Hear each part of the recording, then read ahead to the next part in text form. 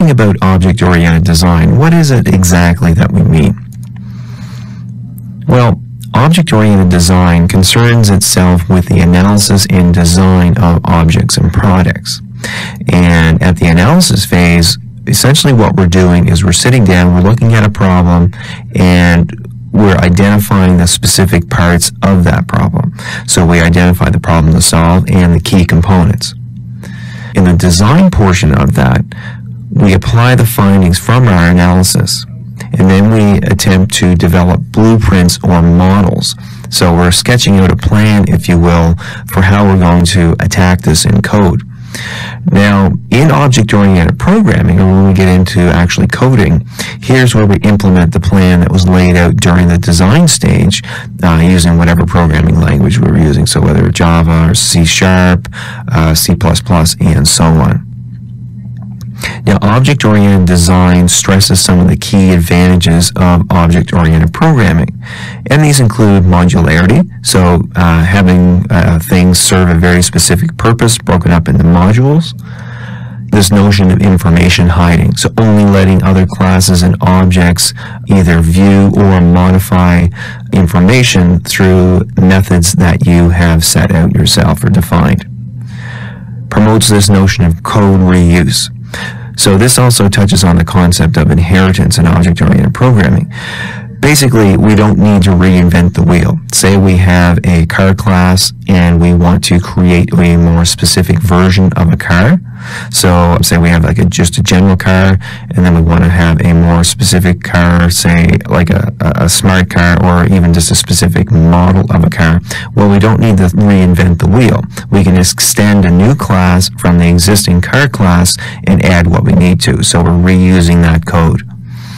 Also, this notion of abstraction, so taking real-world things and trying to model them in code. It also promotes improved debugging and testing, and again, this ties into this notion of modularity and code reuse. So because things are broken up into modules and we're attempting to reuse things as much as possible, it'll streamline things further on down the line. If we run into any issues, we can figure out where things have gone wrong, hopefully, a bit more easily. Now, object-oriented design can include the modeling of classes and systems, and to do that, we'll use what's called Unified Modeling Language, or UML, which is basically just a graphical representation of things like objects and classes, the different states that these objects are going to be in, so use case diagrams, things of that nature. And there's a few different tools that we can use. We have Visio, that's from Microsoft. There's also an open source tool called UML that you can use, and both NetBeans and the Eclipse IDEs have plugins that you can install to do your modeling right inside those editors. Now, there's also certain design principles that we can implement as part of our object-oriented design, and they include things like solid, grasp, dry, and CRC. So let's talk a bit about what Unified Modeling Language is, its key aspects, and how that applies to object-oriented design. So Unified Modeling Language concerns itself with modeling objects, their attributes, what they can do, their operations, and their relationships with other objects. And we can also use it to model the dynamic behavior of the system by showing collaborations among objects and changes to the internal state of those objects. Now, there are different types of diagrams that UML utilizes, and they're divided up into three broad categories. So we have structure diagrams. These are the things that are being modeled. So that would go back to, the objects, the attributes, what they can do, their relationships with other objects.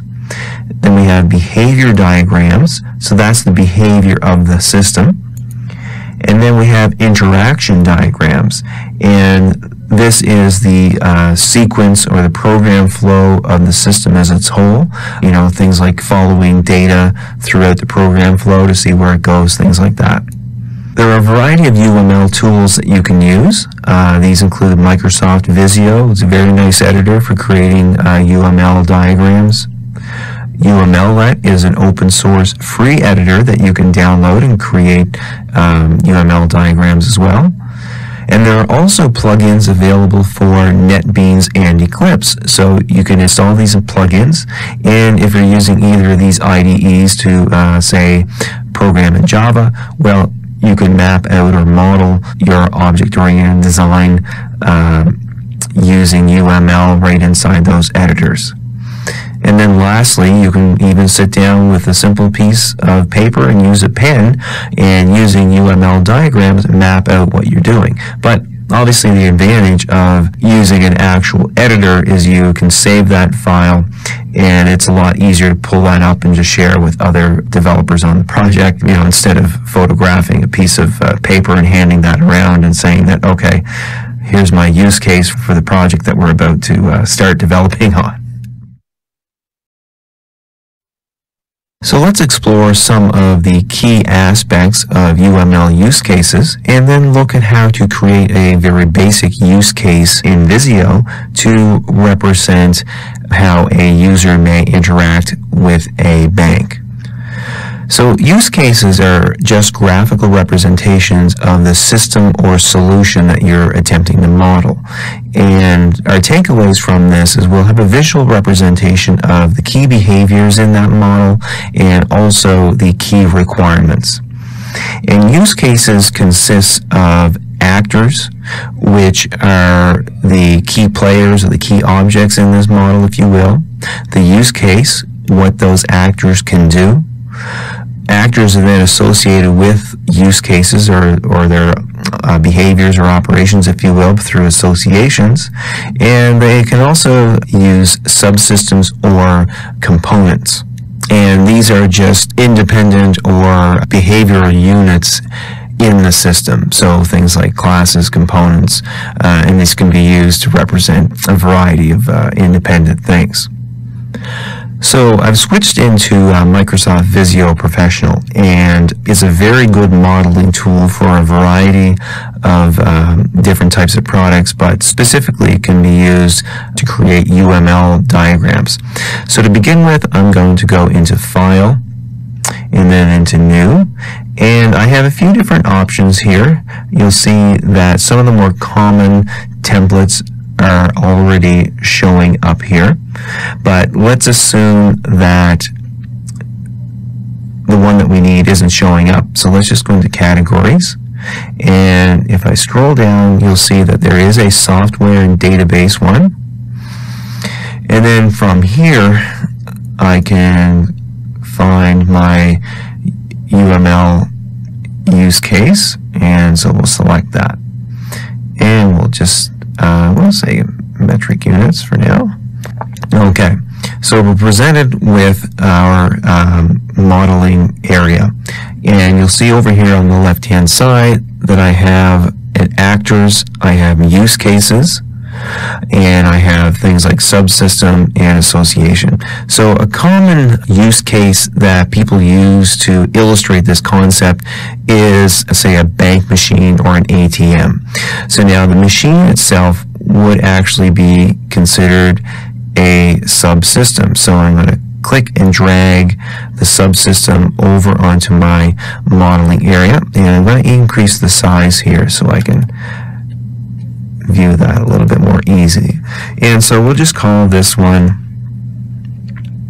bank machine, and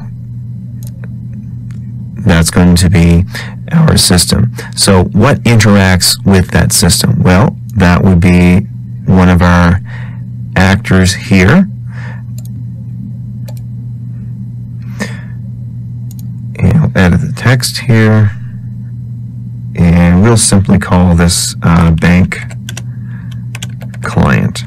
Alright, so what are some of the different things that this bank client is going to be able to do? So let's make this a little bit bigger. So, whoops.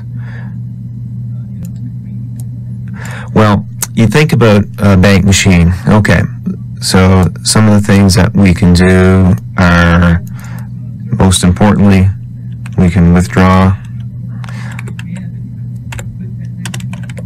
money. We can also deposit money. We can check our balances. Line that up. So we'll say check balance. I can also transfer money from one account to another.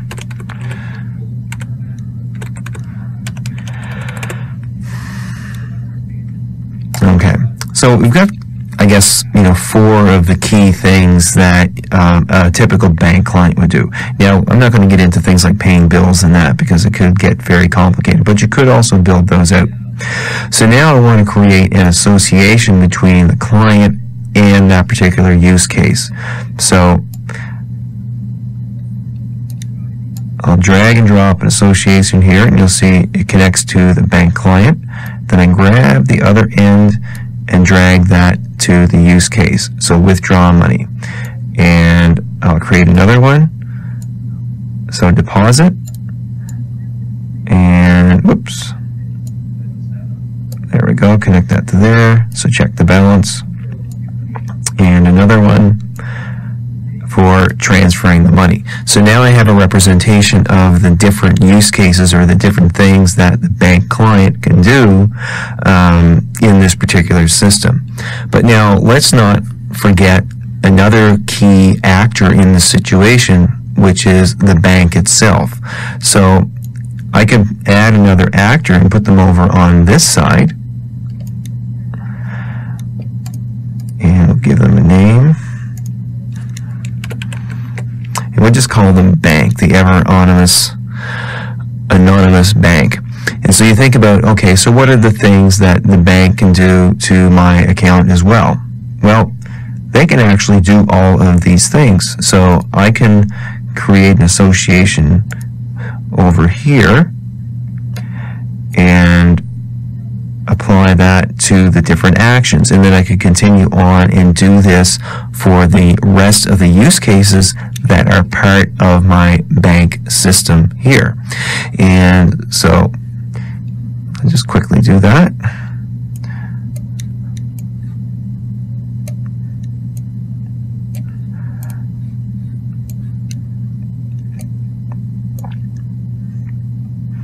And then in a system like this, or you'll also have, say, somebody who performs maintenance and stocks the cash in the machine. So we can actually introduce another actor here, and I'll just maybe call them technician.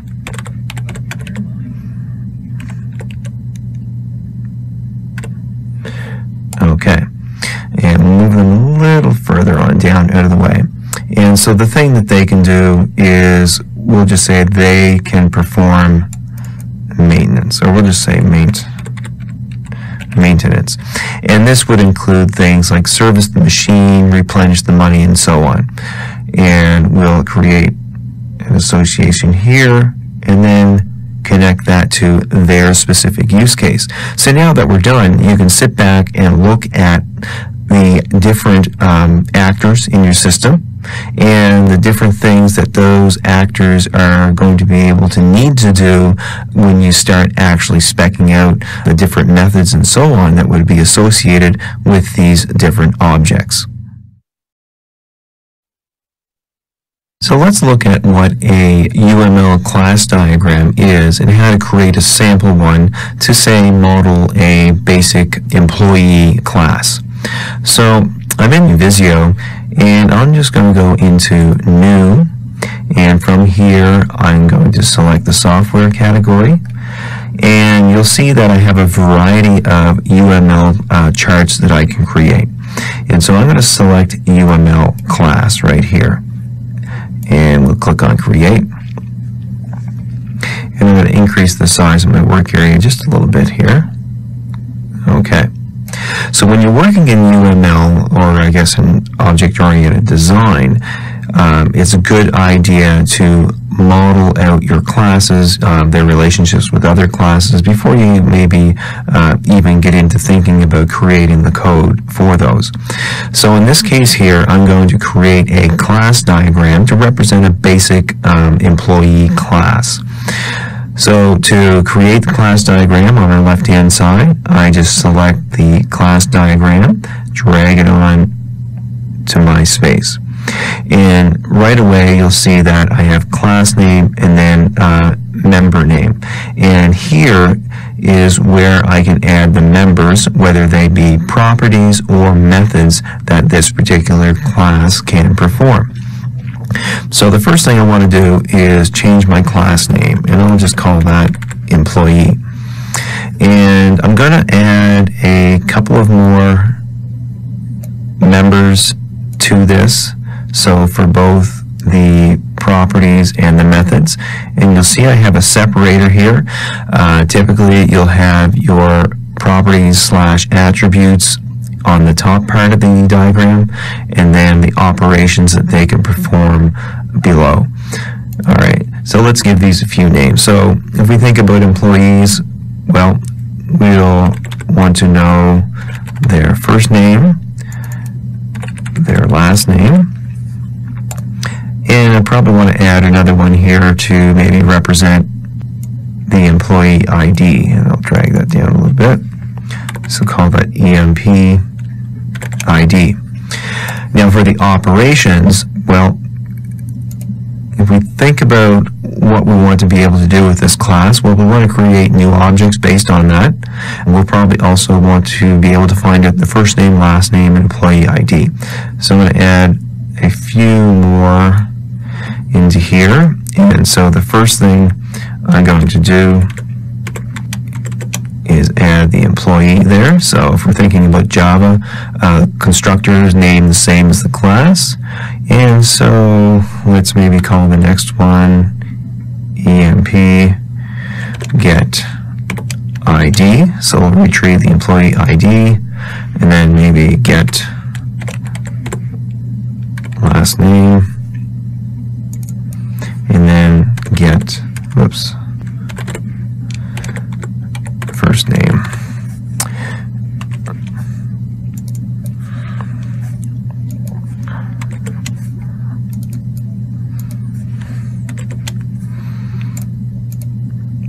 Now, this is a very general class, and in fact, it could probably be abstract. So we can actually create more specific versions of the employee class. So let's say that we're actually representing employees at a power plant, for instance. Well, we can actually add a couple of subclasses in here below, and I can use this inheritance line to indicate that there is a, get in there, relationship between this parent class or superclass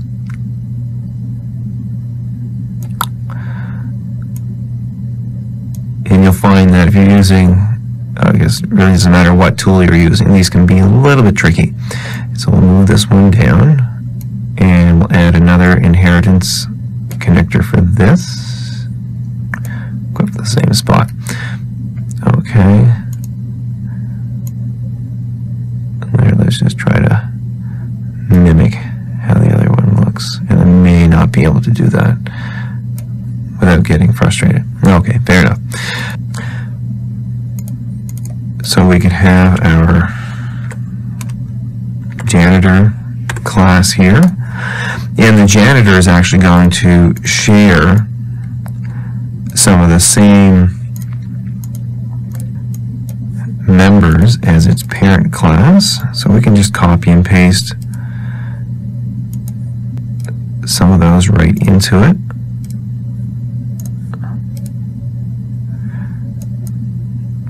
And it may actually introduce some new ones, and we can also share the same behaviors as well. So we can actually copy and paste those over. Now, for the next one over here, I'll come back to that in just a sec, we could call this an electrician. And again, the electrician would share a lot of the same information that the employee would have, so things like first name, last name, and employee ID. So I can copy those paste in there. And I'll move this one down below. And maybe I'll introduce a new one and call that specialty. Oh, move that up. There we go. So what specific type of electrician are they? And then over here, I could introduce something specific to this particular employee. So again, thinking about specialties here, janitor type. And it would probably be more realistic to call this one electrician type. So what specific specialty that they have. And I'm not going to introduce any new behaviors at this point, so I can delete that. So here you can at least get an idea of how useful a tool it is to design your classes in a modeling tool like Visio using UML before you sit down and start coding, because it gives you an area that you can map out the different objects, their relationships to one another, really think about what you're using for attributes and the methods. And again, it's really good to get a lot of this out of the way before you sit down and begin writing even your first line of code. When you're using UML to help you model and design your software solution, one of the things that you should look at are what's known as state charts. And basically state charts allow you to look at the different states that a specific object may be in during a certain process. So if we think about the example that we have here, where we have a bank client, and they're interacting with the bank machine, and they're performing certain operations like withdrawing money, deposit money, and so on. Well, there's going to be different states that occur during the process of whether or not they can, say, withdraw any money.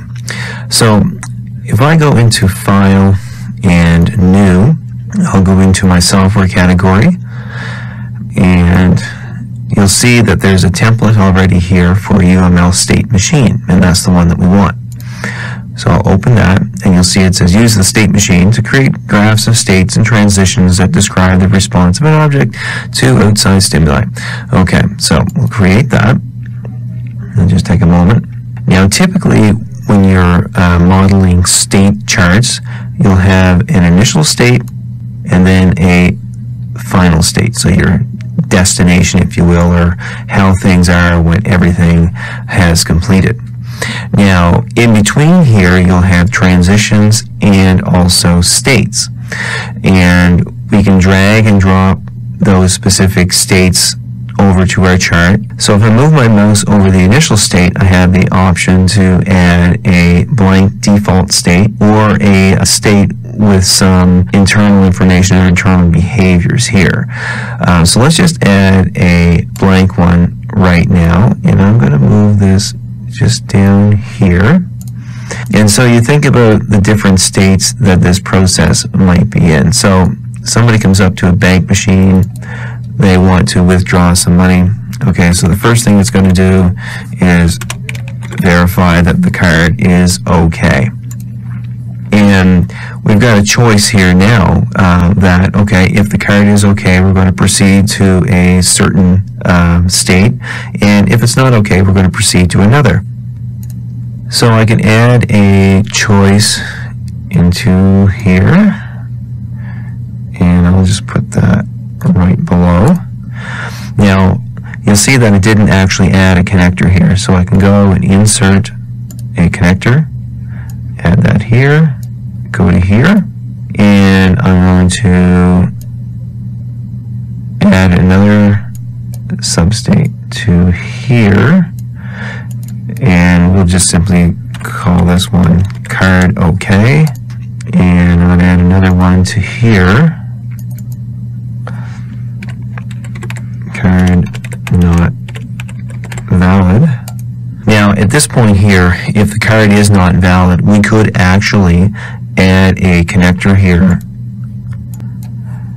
to take them right to the end state and then kick them out of the process altogether.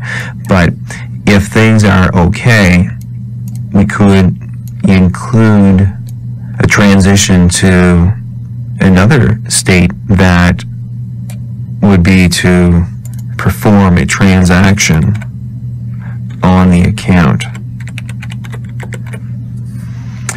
Now, depending on what type of transaction, we'll move that over here so it's a little easier to see. Or actually, maybe I'll move there we go, final state to here. We could then, verify, okay, are there enough funds in the account? Can they withdraw, transfer, and so on? We could also add those, all with the end goal of getting to this final state. Now, I've really just scratched the surface here, starting to run out of room a little bit, but hopefully you can get a good idea that by using UML state charts, that are a very useful tool for sitting down and thinking about the different states and the different things that you're going to need to consider as you work your way through a specific software solution. So let's use Visio to explore what an activity diagram is, and then create one to perhaps model what happens when a bank client wants to withdraw money. So here we have a use case diagram. We're outlining a couple of clients here. We've got the bank client, the bank itself, and the technician. And some of the things that the bank client can do are withdraw money, deposit, check their balance, transfer money, and so on. So we can use an activity diagram to essentially map out what is going to happen when this client goes to their bank machine and they want to withdraw money. So we can actually go into File and New, and we can select UML activity, or we can go into the suggested category for software, and we'll go and find it right here, and you'll see that it says an activity diagram illustrates how a system accomplishes its goals. Okay, so we create that. Alright, so we'll use what's known as a swim lane to represent the different actors, if you will, or the different participants. And we'll add that one there, and add this here. Now, I'm going to make those a little smaller, and this will actually automatically resize if we need to. And we'll increase the size here a little bit. Alright, so we can give this a title, and we'll just name this withdraw money, because we're trying to essentially model what's going to happen when the client is going to withdraw money. Alright, and you'll notice that it automatically expanded this and put a few more lanes in here. Well, we don't actually need those, so I'm going to get rid of those. So we'll name this first one bank client, and that's to represent the client. We'll call this bank machine, and we'll just simply say bank. And by bank, we really mean the institution or the software on their end that's going to let us know if we can withdraw money or not. Alright, so we'll start off with our initial node, and we'll put that into our bank client section.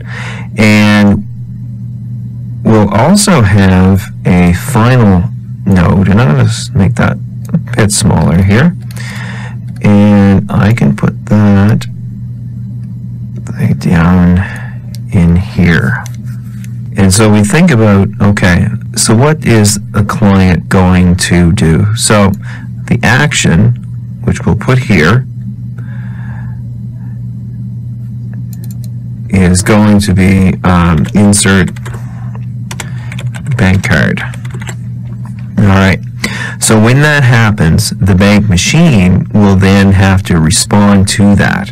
And we can actually, if we select this and we go in this direction, we can put an action in for the bank machine, and we'll put it in here, and you'll notice that it's dragging across, and I can resize that, and we'll just simply say respond. And so you think about the way that a bank machine works. We would then actually add another action here, right below it, which will be ask for PIN. And then that would then go back to the client, and they would provide the PIN.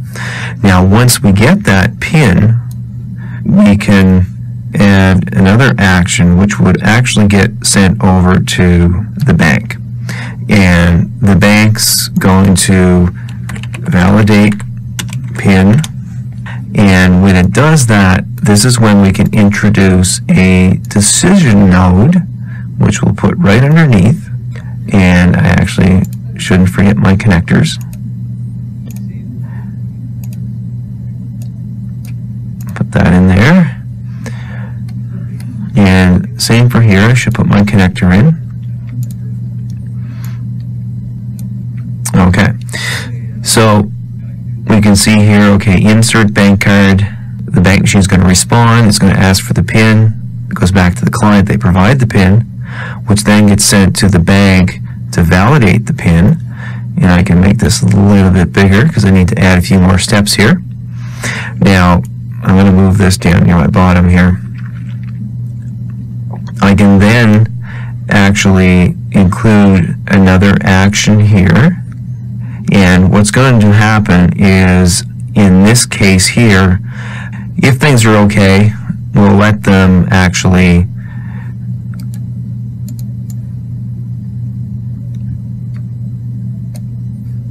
request those funds. And we just put a little connector here. Fair enough, put that up a little higher.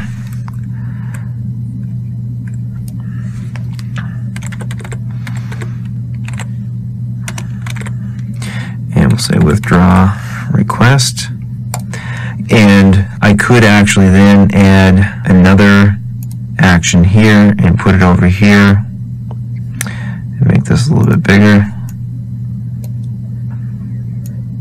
Now here's where we're starting to get a little bit more complicated. So essentially what's going to happen is it would validate the PIN. If it's okay, then we can respond to this withdraw request, which would then go to, say, a check balance, which could then branch off into another decision, which, okay, if the balance is okay, then we'll let them withdraw the money. So hopefully you can get an idea here of the use of these types of activity diagrams. So you think something even as simple as going and requesting money from your bank machine, when you sit down and map it all out, there actually are a lot of moving parts that may be involved in that final decision to whether or not let the client have the money.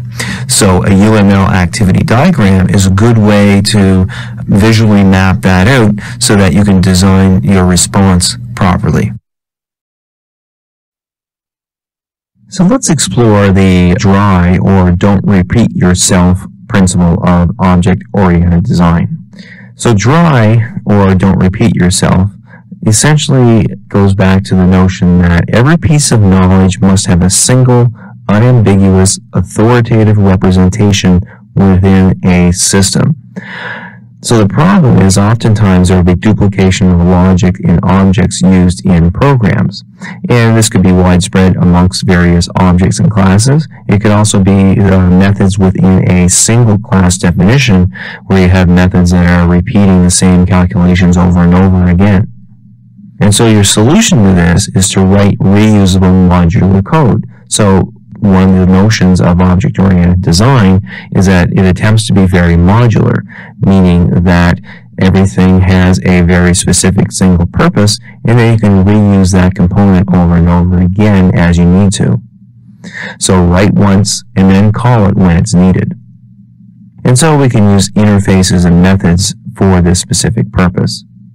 Now, dry is achieved through proper planning, so it's always important to design your programs before you start writing the first line of code. Now, a good example of this is actually CSS styling. Oftentimes, people may be applying the same look and feel to various web pages, and if they were to repeat that code in every page, well, that's quite inefficient, and if you need to update the look and feel, then you need to change code in every page. However, if you separate that out into an external style sheet that each of those pages refer to, well, then it's actually become very modular at that point, because all you need to do is update the styling in one specific document, and those changes would propagate out to the different pages on the site. Or if we think about, say, our shape class hierarchy here, we could have code inside our shape base class that does not get repeated in the rectangle, and the square, and the oval, and the circle, just simply because of the fact that we can consider squares and rectangles to be shapes, as we can consider circles and ovals to be shapes. And you can thank polymorphism and inheritance for that. So base class methods are inherited by those subclasses, so we're not repeating code unnecessarily. So let's examine what class responsibility cards are and how you can use them to help aid in your object-oriented design. So a class responsibility card, or a CRC, is proposed as an alternative to UML use cases, although oftentimes people will probably use a combination of both if they employ the CRC. So essentially what you're doing is you're documenting the responsibilities and collaborations of a class. And so you'll examine, what the class is, what a class can do, and what the class knows. And so with that information, you would create a class responsibility collaboration card, or a CRC. And so you can even just take recipe cards, for instance, or, the little cards that you use for speeches. And so at the top, you would typically put the class name. On the left-hand side, the responsibilities, and on the right-hand side, the collaborators, so classes that it interacts with. So for instance, here, we could have a CRC for a customer, and another one for an order. And so the customer CRC, we have the responsibilities of, okay, it can place orders, it knows its own name, its address, its order history. Perhaps we could add, okay, it knows its customer ID. And then it collaborates with the order class, or order objects.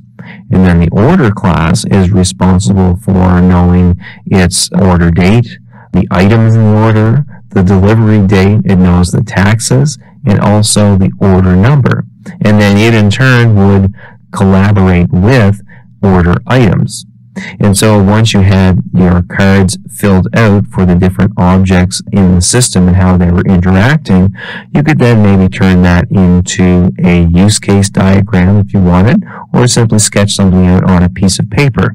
But the idea is that you can use CRCs to help map out the different objects and their responsibilities and how they interact with one another before you start actually building the program, to give you a good idea of the design of that program.